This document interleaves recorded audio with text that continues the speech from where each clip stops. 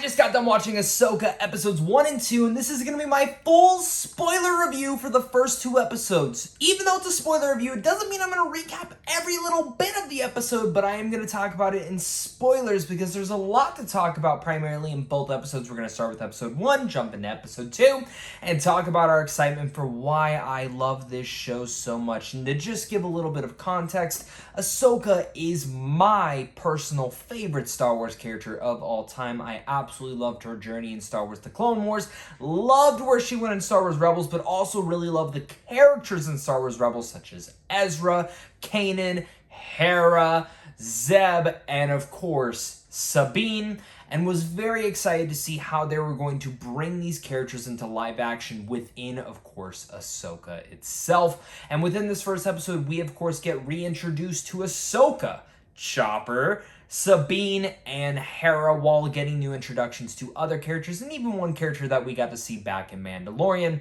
And this was my most anticipated series for this year besides The Last of Us, but when it comes down to Star Wars and Disney Plus shows, this was the most anticipated thing for me. And all of that goes because it's Ahsoka. I love this character so much that season 2 of The Mandalorian, when she showed up in live action, that was my favorite episode of The Mandalorian, still is my favorite episode of The Mandalorian. And I just was also really nervous for this show because what Mandalorian has really become has been a lot of cameo galore type things and Easter eggs, which I enjoyed The Mandalorian for that, but I did not want Ahsoka to be that. I didn't want it to be like, oh my god, there's Zeb, and just for a couple seconds, or oh my god, there's a flashback, we're getting Darth Vader there, and easily this show could become that. But within the first 2 episodes, we got a very organically paced show that doesn't rely on nostalgia whatsoever. It might rely a little bit too heavy that you watch Star Wars Rebels, but I will still say if you did not watch Star Wars Rebels, I don't think you'll be lost. They do talk a lot about the past, and that's okay, and I'm okay with seeing that, because it kind of is a reintroduction and kind of a recapping of what's going on and where we are now.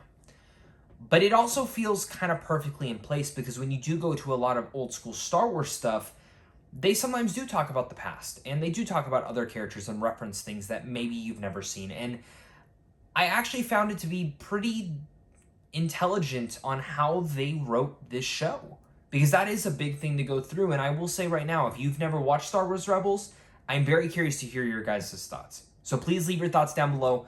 Also, leave your thoughts if you are just a fan of the Star Wars Rebels, Star Wars Clone Wars stuff. And make sure to hit that like and subscribe button for more, because we will be up here at midnight talking Star Wars Ahsoka here, reviewing it every Wednesday, or Wednesday morning, I guess. And as well as starting with episode 3, I will be doing reactions on my second channel, so do look forward to that.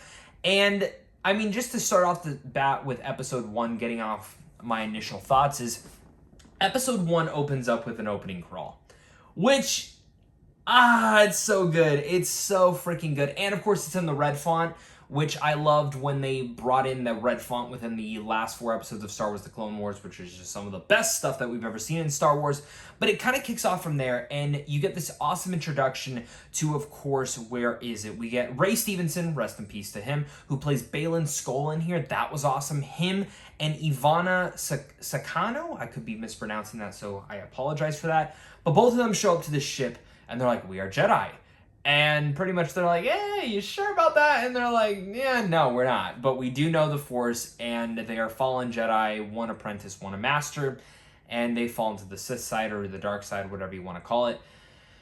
And they are there to wipe out everyone, because they're looking for someone who we saw in the Mandalorian season by Diana Asanto, who of course was in The Mandalorian, really much liked her. As well as very much an introduction for anyone who's never experienced Star Wars Rebels with Hera and Sabine. And I really like how the episode again introduces us to these new characters, then jumps into Ahsoka, who's looking for this map. Let me tell you right now, that entire map sequence, the entire Kevin Kiner score in there, and really much the entire Kevin Kiner score for the entire series so far has been fantastic. But that sequence in general just kind of displayed exactly the tone of this show, which is a pure sci-fi samurai story with a little flair of a Western tone to that. And seeing Ahsoka get the map, then jump up and have to find those assassin droids and take them out, but then they turn into the self-destruction. She's running and she runs into, of course, our favorite droid played by David Tennant, jumps onto her ship and they fly off, and this is kind of where we start to get those re-pieces picked back up. She meets back up with Hera. Hera and her start having a conversation. She says, hey, you know who would probably be good for this? Sabine. And we start to learn that there's a little bit of a past between her and Sabine and what's been going on, which it looks like she was training Sabine in to be a part of the Jedi, that something didn't happen there. I'm sure we'll find out about that later in the season because they don't really even talk about it in season or episode 2. And yes, that's where we get back introduced to Sabine herself, which, first off, it was really cool to see our favorite dude, Mr. Krabs, reprising his role from Star Wars Rebels. And then as he goes to introduce Sabine, she's not there, and she's just riding off. She's still a rebel. She's still doing her thing. And I think a lot of credit needs to be given to Natasha Borderizzo, who I think does an amazing job as Sabine. Like, instantly, like, Rosario Dawson, I think, resembles Ahsoka for this time period and very much brings her to life in there. There's never, like, a hesitation to that. And Natasha's kind of the same way. The way that she plays Sabine really much instantly feels like it's Sabine ripped right out of the animation. And to give credit where credit is due, Mary Elizabeth Winstead, for what you see in this first episode, she is phenomenal as Hera. I absolutely love her, and you completely just fall right back into this character. Again, all three of these leading ladies are perfect. And as we get that Sabine introduction and we see her playing around with the Ezra thing as he sent her a goodbye message, it brings those emotions for Star Wars Rebel fans and for the intrigue to people who don't know that. But all things come to hell when Ahsoka shows up with the map. And when Ahsoka shows up with the map, we see where this plays out to be. And, of course, Sabine runs off with it after trying to bring back into it. And then, of course, Ivana's character Shin shows up, and shit just goes down. The droids take the map. Her and Shin have a lightsaber battle, which was awesome. Let me tell you right now, that was fantastic. I was just so into that. And again, the swiftness of it all. And continuing with the one thought, organic pacing. This show is so organically paced. Because most Star Wars shows, and I would say just most Disney Plus shows, would have ended on that. Like I know it ends on a cliffhanger with Sabine being injured, but it feels like this would have been something that happens in, like, episode 2. And throughout this entire episode, they don't stray away from building apart Ahsoka and Sabine's relationship, or Ahsoka and Hera's relationship. And again, this could all go downhill. The back half of this show, episode 3 and on, could be total cameo galore, total we're just going to rush through all these sequences, but they do take their time. They take their time in their duels, they take their time in their emotional avenues, and they take their time in every single aspect of it all. Which then brings us into episode 2, which is, dare I say, even better than episode 1. I thought episode 2 was phenomenal.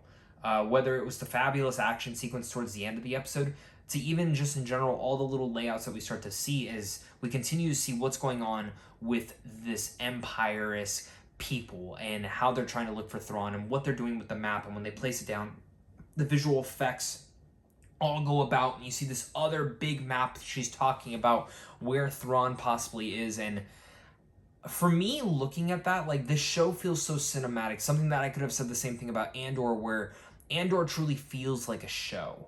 Andor felt like something that would be built up in there.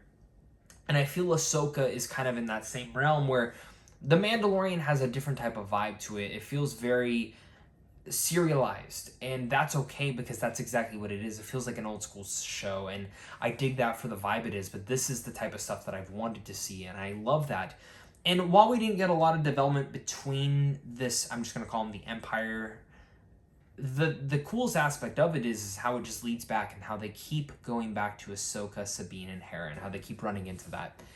And while this episode opens up with showing that Sabine is alive, which we knew that was going to happen. We knew they weren't going to kill Sabine off. She's shown so much in the trailers. We know she gets her short hair, which she gets at the end of this. She gets her short hair again. Oh, man, I loved it. But I was also kind of digging the long hair. I'm not going to lie. I kind of wish they would have kept it. Just saying, oh well. We see that she's injured, but Ahsoka goes back. She's kind of doing some investigating, which I love that she's using that Jedi powers. And of course, that assassin droid is still there. She takes it out, brings it ahead to Sabine. Sabine does the tricks and figures out a little bit more that, hey, this droid came from this location, which then Ahsoka and Hera start thinking about it, and they're like, but why?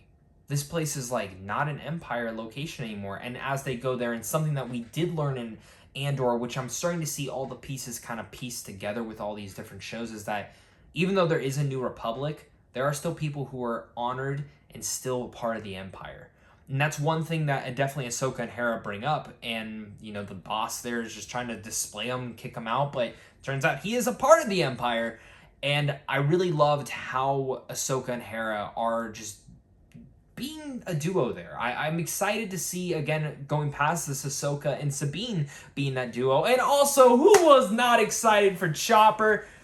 I just love when he shows up, and I love that he got his little moment in here too when he threw on the little tracker. That was awesome. We'll talk about that a little bit more in a second, but they're leading through this all. They're getting this tour, and then of course that ship starts to leave and they're not stopping it, and they say for the Empire, and they just start taking these dudes out. But where that leads to is Ahsoka going off on a badass, Hera jumping in her ship with Chopper to chase down the ship and throw that tracker on it. What I would say is this version of the Inquisitor. And while there's a helmet on them and a mask, I'm very curious to see where that goes, because who could it be? Is it just like a maskless face? I hope not. I hope it ties into something else, or maybe someone in the future. I will throw a guess out there. Maybe Ezra is a part of mind control, or he's just distraught and that is him under the mask. I could be completely wrong. I don't really know the build of Iman Esfandi, who's playing Ezra Bridger, but could be pretty cool. Just saying, I could be wrong. We'll see.